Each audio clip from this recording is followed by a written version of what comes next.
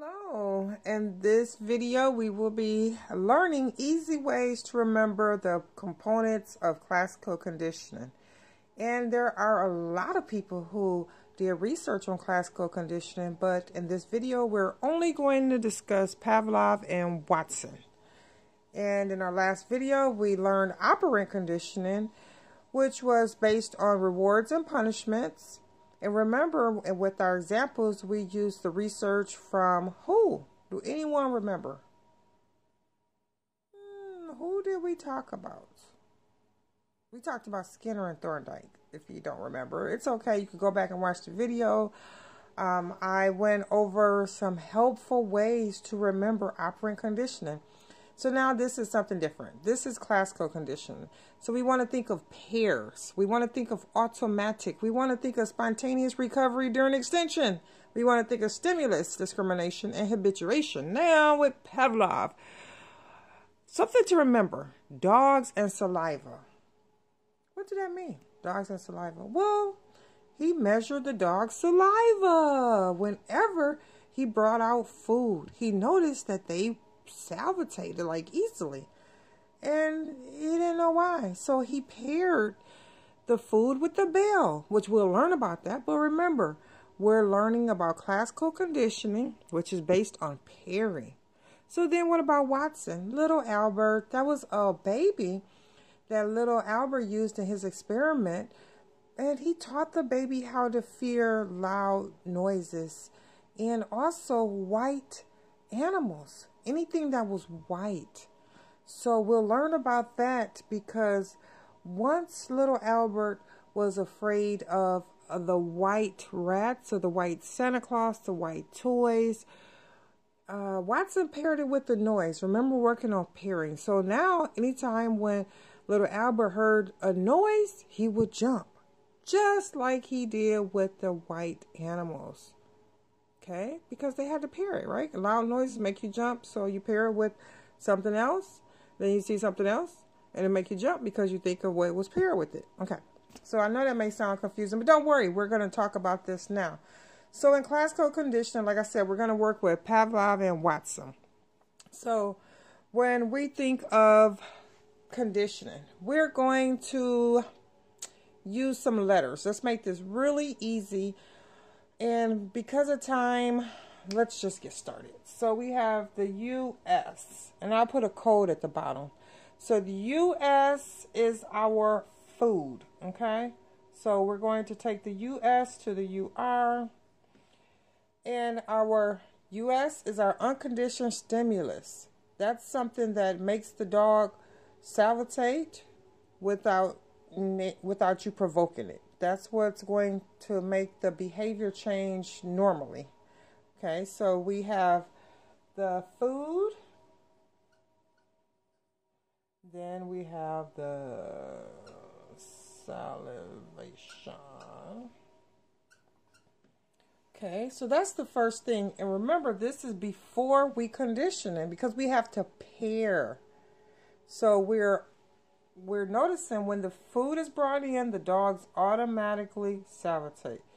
So let's change the color marker and let's make a note. This is before conditioning. Now, like I said, I'll put a key at the bottom. So we have before conditioning, food is paired. Well, the dogs react to the food by salivation, and that shows the researcher something is going on with food. The dog is responding. Also before conditioning, we have our NS that will be paired with what? So our NS will be our neutral stimulus. That's what we're going to use to condition the dog. So we are going to have no response, because that's what we want. We are already getting a response naturally from the food. The dog is salivating. So now we need something to put here so the dog does not respond. So we'll put a bell.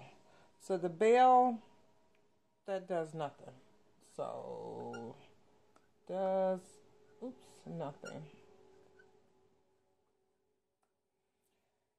So the bell does nothing. So this is before conditioning.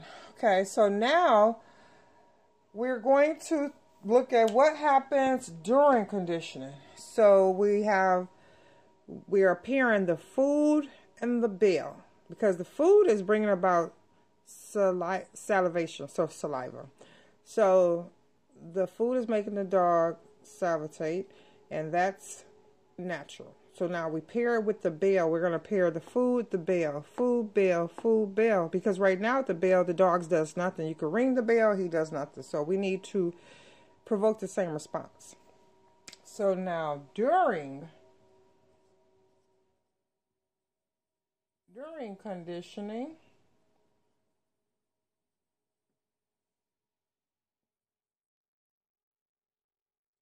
we have to pair. What do pairing look like? So now we have to put our bell. So remember, that's our neutral stimulus. Our bell with our food, which is going to give us our UR, which is our unconditional response. So bell, food, saliva.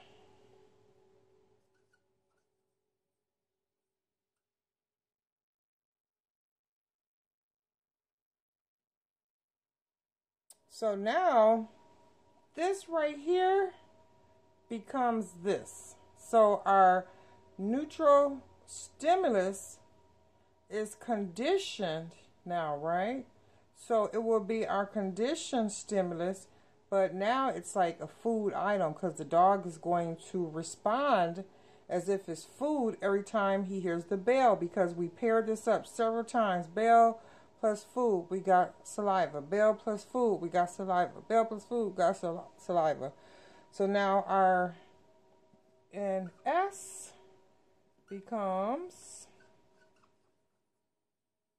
our CS. Like I said, I'll put a key at the bottom so you guys will be able to know what all these letters mean. All right, so during conditioning, we're going to pair our neutral stimulus with our unconditioned stimulus to produce an unconditional response. So it's unconditioned because the dog does it automatically. Okay, it's unlearned. You don't have to tell a dog, when you see food, I need you to salivate. No, it just happens. You could do it. You could try this on yourself. Maybe go to your favorite restaurant, and you may notice that you have the same reaction. All right, so now we have during conditioning, we know what's going on. We know that the dog is now going to respond every time the dog hears the bell. So next we have our after conditioning.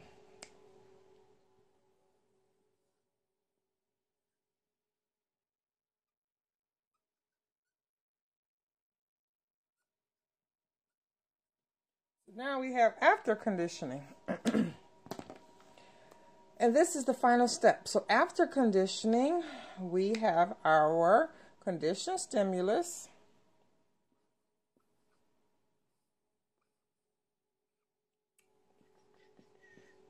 So remember, our conditioned stimulus is what? Our bell. And what is our conditioned response? The dog's reaction. The dog is now conditioned to react, respond whenever he hears the bell. And this is classical conditioning.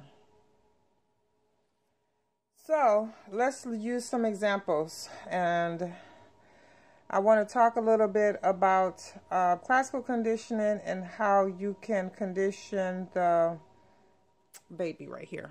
Let's talk about that.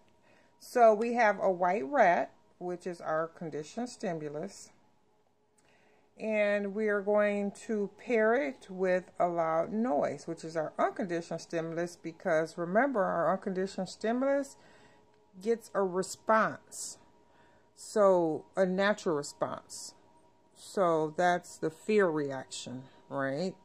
So once we pair our white rat with the loud noise, we're going to get a fear reaction. So you put the white rat, loud noise, reaction. White rat, loud noise, reaction. And it's not any reaction, it's a fear reaction. So it's an unconditioned response and a conditioned response. So little Albert was going through a lot. He was confused as a baby, right? He didn't know what to do. He was just startled every time when he saw a white rat or saw a white animal. He was startled. What happened? He was classically conditioned.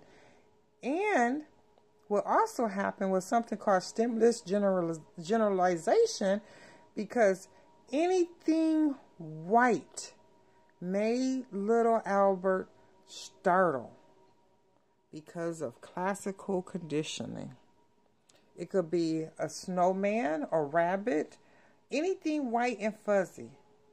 So Watson was able to produce a fear reaction in 11th-month-old baby.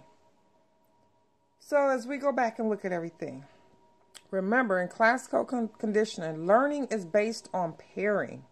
And it's automatic. It automatically happens after you continue to pair things together. You produce a response. Now, we have to remember that it's stimulants involved, right? So the dog knows and the baby know that they're enticed by something. They have a fear of something. So the dog will produce saliva. The baby will produce a fear response. Okay, so with Pavlov and his process with dogs and the whole digestive system, the meat, which is the food, that naturally produced a response, okay, which made the UR. So what you do, so we're summing up this video. If you want to train your dog to come eat when you blow the whistle or ring the bell, this is what you'll do, classical conditioning. You'll pair the bell with the meat powder. Bell, meat powder. Bell, meat powder. And you notice what happens, right? You get a response. Then next, you just produce the bell and you get the same response. But you don't want to do that to your dog, because if you keep doing that, if you keep producing the bell over and over and over and over and over without any food, that will produce a weaker response. So now we're looking at something that's going to produce an extinction. Okay? So we need to understand that if the bell is produced by itself over and over and over repeatedly, the dog will eventually stop salivating, because this has become weaker. There's no food involved. You're ringing a bell, but it's no response. This is how you would eliminate the dog responding to the bell. It's called extinction. So remember, our nutristimulus, which is the bell, so produced alone does not make the dog salivate at all. At all. Okay, you have to pair it with the food. And to do the opposite, to reverse it, you just produce the bell for several trials. All right, and that's all I have for classical conditioning. I hope this was helpful. Thank you very much.